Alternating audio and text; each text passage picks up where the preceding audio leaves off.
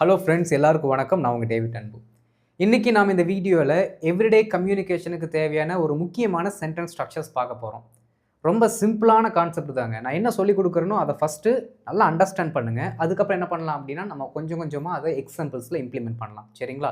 Video skip பண்ணால் பாருங்கள், அப்போ தான் புரியும். அண்ட் இதை ஃபஸ்ட் டைம் நம்ம சேனலுக்கு வந்திருக்கீங்க, மறக்காம நம்ம சேனலை சப்ஸ்கிரைப் பண்ணிட்டு பெல் பட்டனை கிளிக் பண்ணி வச்சுக்கோங்க. அப்போ தான் நான் போடுற வீடியோஸ் உங்களை தொடர்ந்து வந்து சேரும். நம்ம டிலே இல்லாமல் என்ன பண்ணலாம்னா இப்போ வீடியோக்குள்ளே போயிடலாம். ஃப்ரெண்ட்ஸ், அப்புறம் ஒரு முக்கியமான விஷயம், அடுத்த மாதத்துக்கான பேசிக் டு இன்டர்மீடியட் கோர்ஸோட அட்மிஷன் ஸ்டார்ட் ஆயிடுச்சு. நீங்கள் அதில் ஜாயின் பண்ணணும்னு நினைக்கிறவங்க இப்போ ஸ்க்ரீனில் தெரியுற இந்த நம்பருக்கு வாட்ஸ்அப் பண்ணுங்கள், நாங்கள் உங்களுக்கு டீட்டெயில்ஸ் சென்ட் பண்ணுறோம். ஃப்ரெண்ட்ஸ், இங்கே பாருங்கள், ஒரு சென்டென்ஸ் எழுதி வச்சுருக்கேன். நீ எவ்வளவு அதிகமாக படிக்கிறாயோ அவ்வளவு அதிகமான அறிவை பெறுவாய். இந்த மாதிரி சென்டென்சஸ் நம்ம நிறைய இடங்கள் என்ன பண்ணுவோம் அப்படின்னா தமிழில் பேசுவோம். ஆனால் இதற்கான சரியான வார்த்தைகள் ஆங்கிலத்தில் எப்படி நம்ம யூஸ் பண்ணி சென்டென்ஸ் மேக் பண்ணுறது அப்படிங்கிற டவுட் எல்லாத்துக்குமே எப்போவுமே இருக்கும். ஆனால் ரொம்ப சிம்பிள் தான். ஸ்ட்ரக்சரை எப்படி வருது அப்படிங்கிறத தெரிஞ்சு வச்சுக்கிட்டு அதுக்கேற்ற மாதிரி நீங்கள் சென்டென்ஸை பில்ட் பண்ணிங்கன்னா வேலை முடிஞ்சுதுங்க. சரி, நல்லா கவனிங்க. எப்படி? நீ எவ்வளவு அதிகமாக படிக்கிறாயோ அவ்வளவு அதிகமான அறிவை நீ பெறுவாய். இங்கே நம்ம என்ன பண்ணுறோம் அப்படின்னா கம்பேர் பண்ணுறோம். எப்படி? எதை நீ அதிகமாக செய்கிறாயோ அந்த அளவுக்கு அதிகமான அறிவை பெறுவாய். புரியுதுங்களா? கம்பேரிசன்ஸ். அப்போது இதை நம்ம என்ன பண்ணோம், அந்த கம்பேரிட்டிவ் டிகிரி, நம்ம டிகிரிஸ் ஆஃப் கம்பேரிசன் படிச்சிருப்போம் பார்த்தீங்களா? அந்த ஒரு அர்த்தத்தில் தான் என்ன பண்ணுறோம் அப்படின்னா இந்த சென்டென்சஸ் சொல்கிறோம். அதற்காக டிகிரிஸ் ஆஃப் கம்பேரிசன் போய் படிக்கணுமான்னு கேட்டால் கிடையாது. Okay, we are not going to read degrees of comparison this particular video. நாம் என்ன படிக்க போகிறோம்னா டோட்டலாக டிஃப்ரெண்ட்டான ஒரு sentence structure, the entirely new structure that we are going to learn today. முழுவதுமான ஒரு புது சென்டென்ஸை இப்போ நம்ம என்ன பண்ண போகிறோம், கற்றுக்க போகிறோம். ஆனால் ரொம்ப சிம்பிள். நீங்கள் இது வரைக்கும் இவ்வளோ சிம்பிளெல்லாம் இருக்குமாடா அப்படின்னு நினச்சி கூட பார்த்துருக்க மாட்டீங்க. ஓகே, பாருங்கள். என்னென்னா என்ன வார்த்தை நம்ம யூஸ் பண்ணுறோம் அப்படிங்கிறத ஃபஸ்ட் நீங்கள் நோட் பண்ணணும். எவ்வளவு அதிகமாக, குவான்டிட்டியை பற்றி பேசுகிறோம். ஓகே, அப்போ குவான்டிட்டி அப்படின்னாலே நாம் ஆங்கிலத்தில் உபயோகப்படுத்தக்கூடிய வார்த்தை மோர். உங்களுக்கு தெரியும், தெரியாமல் ஒன்றும் கிடையாது. குவான்டிட்டியை பற்றி நம்ம பேசுகிறோம். எப்போ இந்த குவான்டிட்டி அதிகமாகுதோ ரிசல்ட் அதிகமாகுது. எப்படி? குவான்டிட்டி அங்கே அதிகமாகும் பொழுது இங்கே ரிசல்ட் அதிகமாகுது. ரிசல்ட் அதிகமானாலும் அங்கேயும் மோர் தான். புரியுதுங்களா? அப்போது இந்த மோர் அப்படிங்கிற வார்த்தையை வச்சு தான் நாம் சென்டென்ஸை பில்ட் பண்ணுறோம். எப்படி? இந்த மோர் தான் நம்மளோட கம்பேரிசன்ஸுக்கு நாம் யூஸ் பண்ணக்கூடிய வார்த்தையாக இருக்கிறது. நீ எவ்வளவு அதிகமாக படிக்கிறாயோ, நல்லா கவனிக்கணும் நண்பர்களே. ஃபஸ்ட்டு சென்டென்ஸில் வரக்கூடிய அந்த சென்டென்ஸை நீங்கள் முழு அர்த்தத்தை கொடுக்கக்கூடிய வாக்கியமாக மாற்றி அதை சிம்பிள் ப்ரெசண்ட்டில் போடுங்க. மேக்ஸிமம் இந்த ஸ்ட்ரக்சரில் தான் வரும்.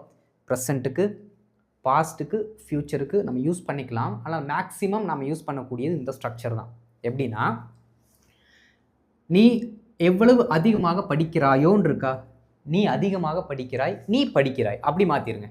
ஓகே, பாருங்கள். நீ படிக்கிறாய். ஓகே, யூ ஸ்டடி, அவ்வளோதான். ஓகே, யூ ஸ்டடி, நீ படிக்கிறாய். நீ அதிகமாக படிக்கிறாய் அப்படிங்கிறத கொஞ்சம் அப்படியே மாற்றி எவ்வளவு அதிகமாக, அப்போ ரொம்ப அதிகமாக அப்படிங்கிற மாதிரி நம்ம கொண்டு வரணும். ரொம்ப சிம்பிள். இந்த இடத்துல த மோர் அப்படிங்கிற வார்த்தையை ஆட் பண்ணிக்கலாம். த மோர் யூ ஸ்டடி, எவ்வளவு அதிகமாக படிக்கிறாயோ. பாருங்க, சப்ஜெக்டு, வேர்பு, முழு அர்த்தத்தை கொடுக்கக்கூடிய வாக்கியம் வந்துவிட்டது. ஓகே, முன்னாடி அந்த கம்பேரிசனை சொல்கிறதுக்காக, அந்த குவான்டிட்டியை சொல்கிறதுக்காக இருக்கக்கூடிய இந்த வார்த்தையை போட்டாச்சு. The more, it is fixed. Okay, you can not change that at any cost. இந்த த மோர் அப்படிங்கிற வார்த்தையை உங்களால் சேஞ்சே பண்ண முடியாது. ஏன்னா இந்த மோர் அப்படிங்கிற வார்த்தை இங்கே போட்டால் தான் அதிகமாக அப்படிங்கிற வார்த்தையை நீங்கள் கொண்டு வர முடியும். புரியுதுங்களா நண்பர்களே? ரொம்ப simple. The more you study, அதுவும் V1 தான் நம்ம வச்சுக்கணும். சரிங்களா? ஏன்னா இப்போ இதை பண்ணாதான் இதை பொறுத்து இன்னொரு ஆக்ஷன் ஃப்யூச்சரில் நடக்கும். இது நடந்தால் தான் இன்னொன்று நடக்கும். அதனால தான் இதை ப்ரெசென்ட்டில் வச்சுக்கிட்டு இதற்கு அடுத்து நடக்க போகிற சம்பவத்தை நம்ம ஃப்யூச்சரில் சொல்லணும். புரியும்னு நினைக்கிறேன். புரியுதுங்களா? ரைட். அவ்வளவு அதிகமான அறிவை நீ பெறுவாய். இங்கேயும் பாருங்கள், நீங்கள் இதில் முழு அர்த்தத்தை கொடுக்கக்கூடிய வாக்கியம் நீ பெறுவாய், நீ அறிவை பெறுவாய். புரியுதுங்களா? இந்த அவங்க பண்ணக்கூடிய ஆக்ஷனை மட்டும் என்ன பண்ணுங்க, நீங்கள் அங்கே மென்ஷன் பண்ணுங்கள். அந்த பர்டிகுலர் சப்ஜெக்ட், அவங்க பண்ணக்கூடிய ஆக்ஷன். அதற்கு அடுத்து வரக்கூடிய எந்த சென்டென்ஸில், அதாவது ஆப்ஜெக்டோ, அட்வர்போ, அட்ஜெக்டிவோ எதுவுமே நீங்கள் மென்ஷன் பண்ண தேவையில்லை. நீங்கள் என்ன பண்ணணும், பின்னாடி வரக்கூடிய இதே மாதிரி இருக்கக்கூடிய ஒரு சப்ஜெக்ட் வேர்பை மட்டும் நீங்கள் மென்ஷன் பண்ணால் போதும். எப்படின்னு பாருங்கள், அவ்வளவு அதிகமான அறிவை நீ பெறுவாய். இப்போ என்ன பண்ண போகிறோம்னா, நீ பெறுவாயின்னு இருக்குல்ல, அதை மட்டும் இங்கே எழுத போகிறோம். கீழே எழுதிக்கலாம். சரிங்களா? பாருங்கள், யூ வில் கெட். ஓகே, பெறுவாய் ஃப்யூச்சரில் இருக்குது. இங்கே சிம்பிள் ப்ரெசன்ட், அதனால் இங்கே சிம்பிள் ஃப்யூச்சர். பாருங்கள், யூ வில் கெட், இங்கேயும் சப்ஜெக்ட் வேர்பு வந்துருச்சு. அவ்வளவு அதிகமான அறிவை நீ பெறுவாய். நல்லா கவனிக்க நண்பர்களே, இதை தவிர்த்து எப்படி நீ அறிவை பெறுவாயின்னு இருக்கு பாருங்க. இந்த நீ பெறுவாய் அப்படிங்கிற இந்த சப்ஜெக்ட் வேர்பை தவிர மீதி இருக்கக்கூடிய வார்த்தை அறிவு. ஓகே, ரொம்ப சிம்பிள். யூ வில் கெட் நாலேஜ்னு இருக்குல்ல, அதை முன்னாடி போட்டுக்கணும்.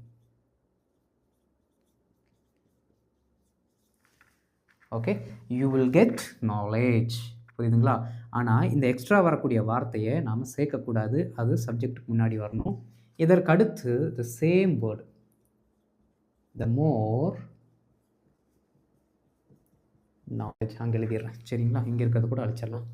இப்போ பாருங்கள், யூ வில் கெட், நீ பெறுவாய். என்ன பெறுவாய்? அளவுக்கு அதிகமான அறிவை பெறுவாய். The more knowledge. அவ்வளோதான், முடிஞ்சு போச்சு. அப்போது நல்லா கவனிக்கணும் நண்பர்களே, இங்கே மேக்ஸிமம் ரெண்டாவது வரக்கூடிய மோர் அப்படிங்கிறதுக்கு அடுத்து இந்த மாதிரி எக்ஸ்ட்ரா வேர்டு வரும். இங்கே அதிகமாக என்ன வரும் அப்படின்னா அட்ஜெக்டிவ் இல்லாட்ட அட்வர்ப் தான் வருங்க. ரொம்ப குறைவான இடங்களில் தான் இந்த மாதிரி ஆப்ஜெக்ட் வரும்.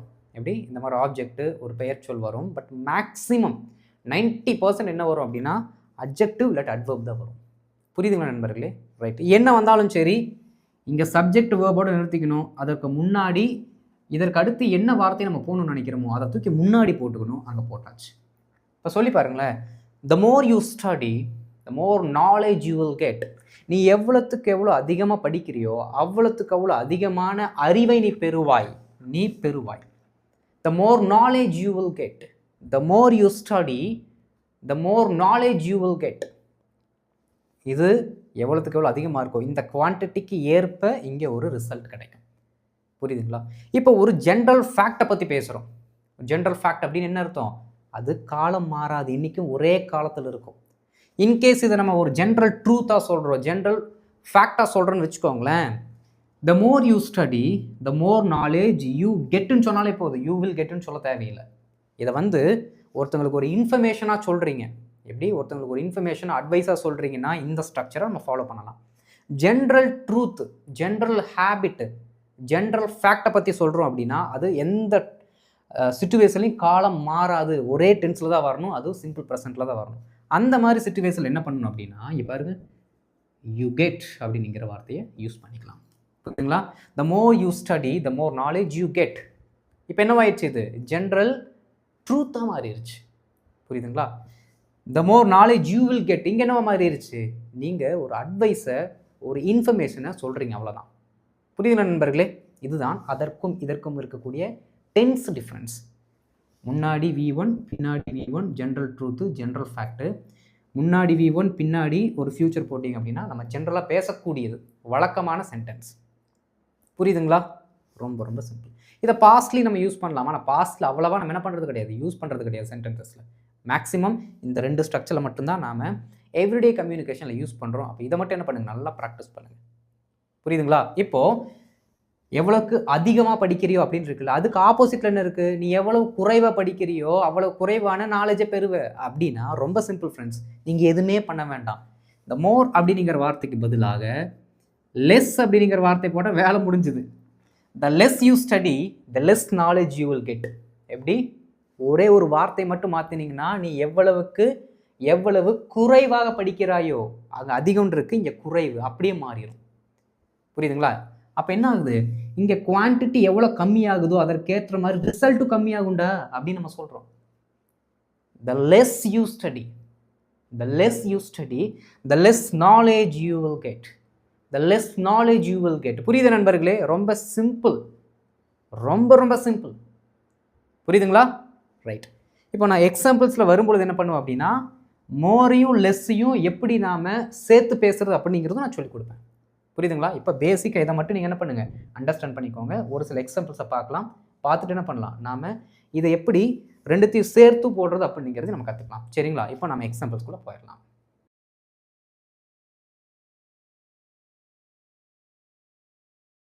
இப்போது ஃபஸ்ட்டு செட் ஆஃப் எக்ஸாம்பிள்ஸ் பாருங்கள் நண்பர்களே. நீ எவ்வளவு அதிகமாக பயிற்சி செய்கிறாயோ அவ்வளவு அதிகமாக முன்னேறுவாய். நண்பர்களே நல்லா கவனிக்கணுங்க. நாம் அதிகமாக ப்ராக்டிஸ் செஞ்சோம் அப்படின்னா டெஃபினட்டாக என்ன ஆகும், ப்ராக்டிஸ் அதற்கான சக்ஸஸை கொடுக்கும். இது ஜென்ரல் ட்ரூத்து. இதை ஜென்ரல் ட்ரூத்தாக நீங்கள் சொல்லணும்னு நினச்சாலும் சொல்லலாம், இல்லாட்டி இதை வந்து ஒரு அட்வைஸாக ஒரு சஜஷனாக இன்னொரு ஆளுக்கு சொல்கிறதுனாலும் சொல்லலாம், தப்பு இல்லை. ஜென்ரல் ட்ரூத்தாக இருந்தால் அதற்கு ஒரு ஸ்ட்ரக்சர். நம்ம சிம்பிளாக கேஷுவலாக இன்னொருத்தங்கிட்ட பேசுகிறோம் அப்படின்னா அதற்கு ஒரு ஸ்ட்ரக்சர். இப்போ நம்ம என்ன பண்ணலாம்னா ஃபஸ்ட்டு 2 சென்டென்சஸை ஜென்ரல் ட்ரூத்தாக கன்சிடர் பண்ணலாம். பின்னாடி இருக்கக்கூடிய அந்த 2 சென்டென்ஸு நம்ம ஒருத்தவங்கக்கிட்ட ஒரு சஜஷனோ இல்லை ஒரு சென்டென்ஸோ சொல்கிற மாதிரி என்ன பண்ணிக்கலாம், நம்ம கன்சிடர் பண்ணலாம். சரிங்களா? பாருங்கள், எவ்வளவு அதிகமாக பயிற்சி செய்கிறாயோ, இங்கே மோர் குவான்டிட்டி, அவ்வளவு அதிகமாக மோர் ரிசல்ட்ஸ். புரியுதுங்களா? அதிகமான ரிசல்ட். ரொம்ப சிம்பிள். ஸ்ட்ரக்சர் படி என்ன பண்ணணும், we should start the sentence with the more. Very good. The more அப்படிங்கிற வார்த்தையை தான் ஸ்டார்ட் பண்ணணும். அதுதான் நம்மளோட அக்ரிமெண்ட். ஓகே, இங்கிருந்து எழுதிடலாம். பாருங்க, த மோர் நீ எவ்வளவு அதிகமாக பயிற்சி செய்கிறாயோ, நீ பயிற்சி செய்கிறாய், அவ்வளோதான். த மோர் யூ ப்ராக்டிஸ், அவ்வளோதான் நண்பர்களே. Comma. The more you practice, அவ்வளவு அதிகமாக முன்னேறுவாய். என்ன பண்ணுவ, இம்ப்ரூவ் ஆவ. ரொம்ப சிம்பிள். அதே த மோர் இங்கே பாருங்க, யூ இம்ப்ரூவ், இங்கேயும் நம்ம சிம்பிள் ப்ரெசண்ட்டில் தான் யூஸ் பண்ணுறோம். ஓகே, இங்கேயும் V1, இங்கேயும் V1. ஏன் அப்படின்னா இது என்னது, ஜென்ரல் ட்ரூத்தாக இங்கே நம்ம கன்சிடர் பண்ணுறோம். General truth, general fact. Okay, அப்போ ஜென்ரல் ட்ரூத்தாகவும் ஜென்ரல் ஃபேக்டாகவும் நம்ம கன்சிடர் பண்ணும் பொழுது அங்கேயும் V1, இங்கேயும் V1. அது உங்களுக்கு தெரியும், நம்ம சிம்பிள் ப்ரெசன்ட் டென்ஸில் படிக்கிறது தானே, அது ஒரு ரூல் தானே. சரி, பாருங்கள். The more you practise, the more you improve. இந்த இடத்துல பார்த்தீங்கன்னா நம்ம எந்த ஒரு அட்ஜெக்டிவ் யூஸ் பண்ணலை, அதனால ஸ்ட்ரைட்டாக சொல்லிடலாம். அட்ஜெக்டிவ் தேவைப்படும் பொழுது என்ன பண்ணலாம், இந்த யூ அப்படிங்கிற அந்த பர்டிகுலர் வார்த்தைக்கு முன்னாடி அதை பிளேஸ் பண்ணிடலாம். நீ எவ்வளோத்துக்கு எவ்வளோ அதிகமாக பயிற்சி செய்கிறியோ அவ்வளோத்துக்கு அவ்வளோ அதிகமாக முன்னேறுவாய். The more you practise, the more you improve. எப்படி செமையாக கான்ஃபிடென்ட்டாக சொல்லணும். The more you practise, the more you improve. Simple. நீ எவ்வளவு அதிகமாக ஆங்கிலம் பேசுகிறாயோ, எவ்வளோ அதிகமாக ஆங்கிலம் பேசுகிறையோ அவ்வளவு அதிகமான தன்னம்பிக்கை மிக்க மனிதனாக மாறுவாய். ரொம்ப சிம்பிள் நண்பர்களே. பாருங்கள், அப்படி எழுதலாம். வழக்கம் போல் த மோர் யூ ஸ்பீக் இங்கிலீஷ், அவ்வளோதான். த மோர் யூ ஸ்பீக் இங்கிலீஷ், நீ எவ்வளோத்துக்கு எவ்வளோ அதிகமாக ஆங்கிலம் பேசுகிறாயோ அதான் மீனிங். எவ்வளோத்துக்கு எவ்வளோ ஆங்கிலம் அதிகமாக பேசுகிறாயோ அவ்வளோத்துக்கு அவ்வளோ பாருங்கள், த மோர் தன்னம்பிக்கையுடைய மனிதனாக நீ மாறுவாய். ஓகே, நீ மாறுவாய். யாராக மாறுவாய், தன்னம்பிக்கை உள்ளவனாக. அது ஒரு அட்ஜெக்டிவ். அப்போ இந்த அட்ஜெக்டிவ் என்ன பண்ணணும் அப்படின்னா நாம் இங்கே ஆட் பண்ணிக்கணும். த மோர் கான்ஃபிடென்ட் அப்படிங்கிறது adjective. Okay, the more confident பாருங்க, யூ வில் பிகம். அவ்வளோதான், சிம்பிளாக முடிஞ்சது. The more you speak English, the more confident you will become. Sorry, இதை வந்து ஜென்ரல் ட்ரூத்தாக வச்சுட்டோம் அப்படின்னா யூ பிகம்னு எடுத்துக்கலாம். புரியுதுங்களா? ஏன்னா நம்ம ஜென்ரல் ட்ரூத்தாக தான் எழுதணும்னு நினச்சோம். அதனால் வில் இங்கே என்ன பண்ணிடலாம், நம்ம ரிமூவ் பண்ணிடலாம். நான் என்ன பிளான் பண்ணமோ அந்த ஆர்டரில் போயிடலாம். அப்போ தான் புரியும். பாருங்கள், the more you speak English, the more confident you become.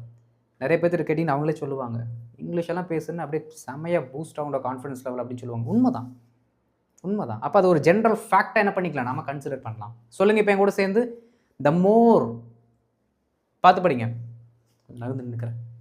The more you speak English, the more confident you become. சத்தமாக சொல்லுங்கள். The more you speak English, the more you speak English, the more confident you become. Simple. இப்போது நம்ம ஒருத்தங்கிட்ட சொல்கிற மாதிரி ஒரு டயலாகை என்ன பண்ணலாம், இதை கன்சிடர் பண்ணலாம். எவ்வளவு அதிகமாக அவன் கவனிக்கிறானோ, எவ்வளோத்துக்கு எவ்வளோ அதிகமாக கவனிக்கிறானோ அவ்வளோத்துக்கு எவ்வளோ அதிகமாக அவன் புரிஞ்சுக்குவான்.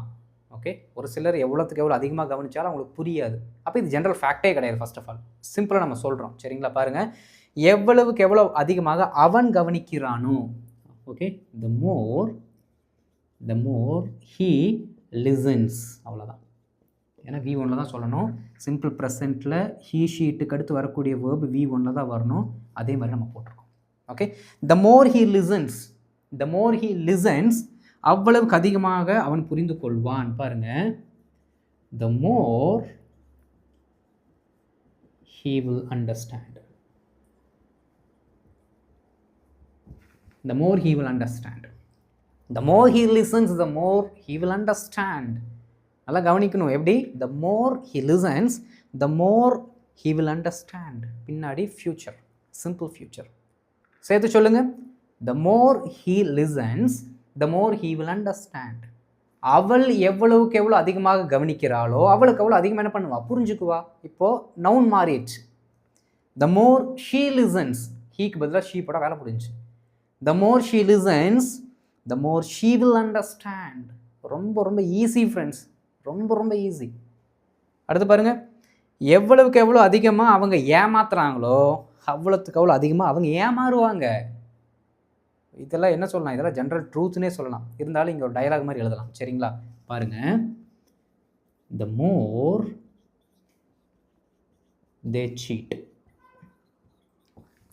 த மோர் தே சீட் அவ்வளோத்துக்கு அவ்வளோ அதிகமாக அவங்க ஏமாறுவாங்க. ஓகே, த மோர் இங்கே எந்த அட்ஜெக்டிவ் இல்லை, அப்போ டைரக்ட் எழுத வேண்டியதுதான். The more they will get cheated. Okay, அவர்கள் ஏமாறுவார்கள். They will get cheated. இல்லாட்டி அதர்ஸ் வில் சீட் தெம், அப்படி சொன்னாலும் கரெக்ட் தான். The more others will cheat them, மற்றவங்க அவங்களை ஏமாற்றுவாங்க அப்படிங்கிற மாதிரி சொல்கிறோம். அவங்க ஏமாறுவாங்க அப்படின்னா தே வில் கெட் சீட்டட். பாருங்க நண்பர்களே, the more they cheat, the more they cheat, the more they will get cheated. The more they cheat, the more they will get cheated. புரிஞ்சுதுங்களா? ரொம்ப ஈஸி, கஷ்டமே இல்லாமல் சிம்பிளாக இதை என்ன பண்ணிடலாம். இந்த எவ்வளோத்துக்கு எவ்வளோ அதிகமோ அவ்வளோத்துக்கு எவ்வளோ அப்படிங்கிறது சிம்பிளாக சொல்லிட்டு போயிடலாம். இப்போ என்ன பண்ணலாம் அப்படின்னா, ஒரு 2 சென்டென்ஸு எவ்வளோத்துக்கு எவ்வளோ குறைவாக இருக்குதோ அதுக்கும் அப்புறம் இந்த ரெண்டுத்தையும் மிக்ஸ் பண்ணி என்ன பண்ணலாம், ஒரு 2 எக்ஸாம்பிள்ஸ் பார்க்கலாம்.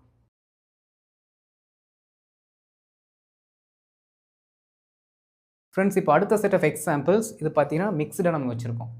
ஃபர்ஸ்ட் ஒன்று பாருங்கள், நீங்கள் எவ்வளோத்துக்கு எவ்வளோ கம்மியாக படிக்கிறீங்களோ குறைவாக படிக்கிறீங்களோ அவ்வளோத்துக்கு குறைவாக தான் உங்களோட வெக்காபுலரி வளரும். General truth. ரொம்ப கம்மியாக படிச்சிங்கன்னா வெக்காபுலரி ரொம்ப கம்மியாக தான் இருக்கும். வெக்காபுலரி அதிகமாக உங்களுக்கு தெரியணும்னா அதிகமாக படிக்கணும், இல்லாட்டி கேட்கவாது செய்யணும். புரியுதுங்களா? கற்றலின் கேட்டல் நன்றுன்னு சொல்லுவாங்க. கேளுங்க, முடிஞ்ச அளவுக்கு சப்டைட்டிலோட என்ன பாருங்கள், படம் பார்க்குறதுனா பாருங்கள். புரியுது நண்பர்களே? ஏதோ ஒன்று கேட்கவும் செய்யணும், அப்படியே நம்ம கண்கள் படிக்கவும் செய்யணும். அப்போ தான் வெக்காபுலரி வளரும். புரியுதுங்களா? ஓகே, நீங்கள் எவ்வளவு குறைவாக படிக்கிறீர்களோ, ரொம்ப சிம்பிள், அதே மாதிரி தான், same structure. The less you study, வேறு எதுவுமே மாற்றலை. சாரி, இங்கே ஸ்டடின்னு வேண்டாம், இங்கே ஸ்டடிங்கிறது மீனிங் மாறிடும், ரீடுன்னு வச்சுக்கலாம். புரியுதுங்களா? Read. The less you read, the less you read அவ்வளவு குறைவாகத்தான் உங்கள் சொற்களஞ்சியம் வளரும். பாருங்கள், அதே லெஸ் தான். த less your vocabulary, okay, general truth வளரும் அப்படின்னா க்ரோ, அப்போ இங்கே க்ரோஸ். ஏன்னா இது இட்டுக்கு கீழே வந்துடும். யோர் vocabulary அப்படின்னா இட்டு, அது அப்படி தான் நம்ம சொல்லுவோம் செகண்ட் டைம் சொல்லும் பொழுது. அதனால இட்டு அப்படிங்கிற வார்த்தைக்கு சிம்பிள் ப்ரெசண்ட்டில் நாம் அந்த வேர்பு கூட எஸ் சேர்த்து போடுவோம். அப்படி போட்டாச்சு, ஏன்னா இது ஜென்ரல் ட்ரூத்தை பற்றி பேசுது. அப்போ ரெண்டுமே V1 தான் இருக்கணும். பாருங்கள், the less you read, the less your vocabulary grows. எவ்வளோத்துக்கு எவ்வளோ கம்மியாக படிக்கிறியோ அவ்வளோத்துக்கு அவ்வளோ கம்மியாக தான் உன்னுடைய வெக்காபுலரி வளரும். புரியுதுங்களா? பாருங்கள், the less you read, the less your vocabulary grows, the less your vocabulary grows. Simple. அவங்க எவ்வளவுக்கு எவ்வளோ குறைவாக தூங்குறாங்களோ அவ்வளோத்துக்கு அவ்வளோ குறைவான சக்தி தான் அவர்களிடம் இருக்கும். இதுவும் ஜென்ரல் ஃபேக்ட்டுங்க. நீங்கள் எவ்வளோத்துக்கு எவ்வளோ கம்மியாக தூங்குறீங்களோ அவ்வளோத்துக்கு அவ்வளோ தான் எனர்ஜி இருக்கும். புரியுதுங்களா? நல்லா தூங்கணும். ரொம்ப சிம்பிள். அவங்கள பற்றி பேசுகிறோம். அப்போது த லெஸ் தே ஸ்லீப். ஒரு சிலர் சொல்லுவாங்க ரெஸ்ட் எடுக்கிறேன் அப்படின்ட்டு. ரெஸ்ட் எடுக்கிறேன்னு சொல்லிட்டு செல்லை நோண்டிட்டு இருப்பாங்க. ரெஸ்ட் எடுக்கிறேன்னு சொல்லிட்டு டிவி பார்த்துட்டு இருப்பாங்க. அது பேர் ரெஸ்ட் கிடையாது. ரெஸ்ட் அப்படின்னா உடம்புக்கு நீங்கள் ரெஸ்ட் கொடுத்து தூங்கணும். ஒரு முழுமையான ஓய்வு என்பது தூக்கம் மட்டுமே. புரியுதுங்களா? சரி, வாங்க நம்ம டைவர்ட் ஆக வேண்டாம். த லெஸ் தே ஸ்லீப், எவ்வளோத்துக்கு எவ்வளோ கம்மியாக தூங்குறாங்களோ அவ்வளோத்துக்கு அவ்வளோ குறைவான சக்தி தான் அவர்களிடம் இருக்கும். பாருங்கள், த லெஸ், இங்கே சக்திங்கிறது எனர்ஜிக்கு தான் என்ன வார்த்தையை போடுறதுன்னு தெரியாமல் இதை போட்டு வச்சுட்டேன். தெரிஞ்சவங்க காமெண்ட்டில் போடுங்க.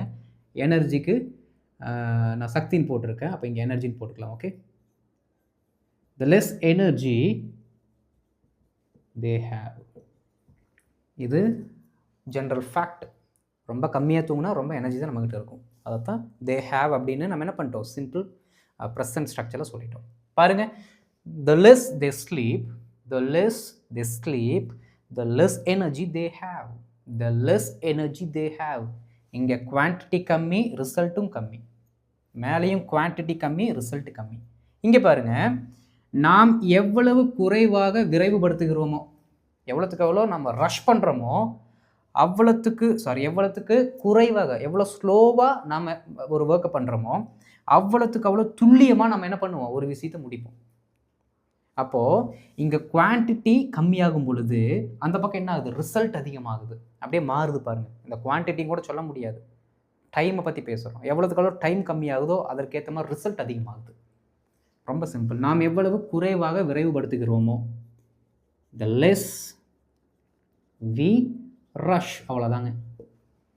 த less we rush, the less we rush, அவ்வளோத்துக்கு அவ்வளோ துல்லியமாக நாம் மாறுவோம். பாருங்க, த மோர், இங்கே அதிகம்னு சொல்கிறோம், அவ்வளவு அதிகமாக.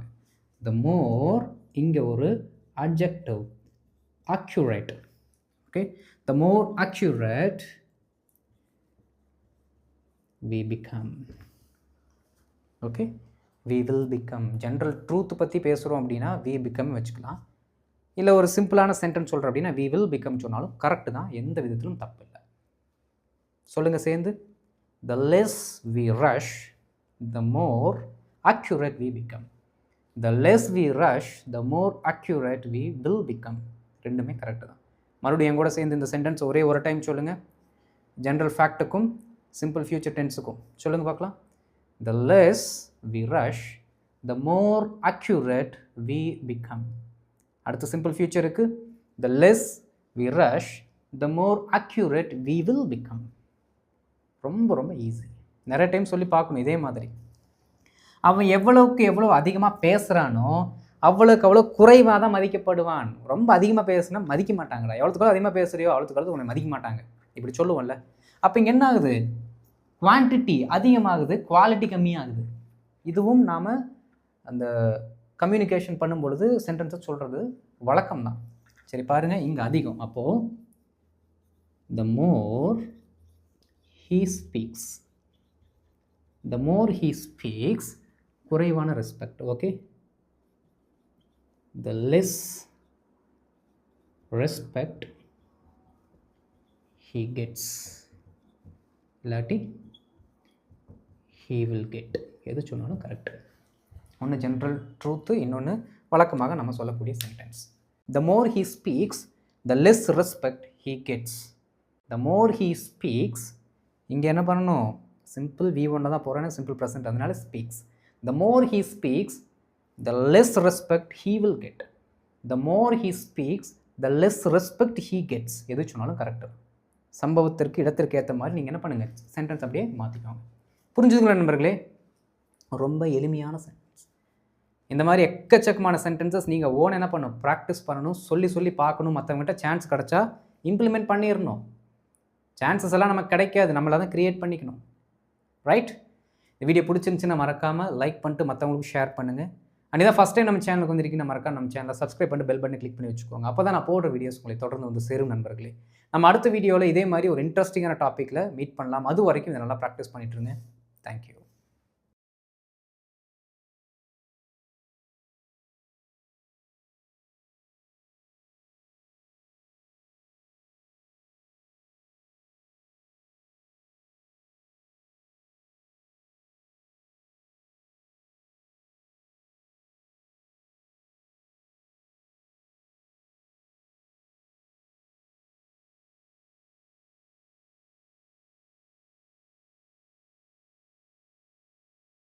Thank you.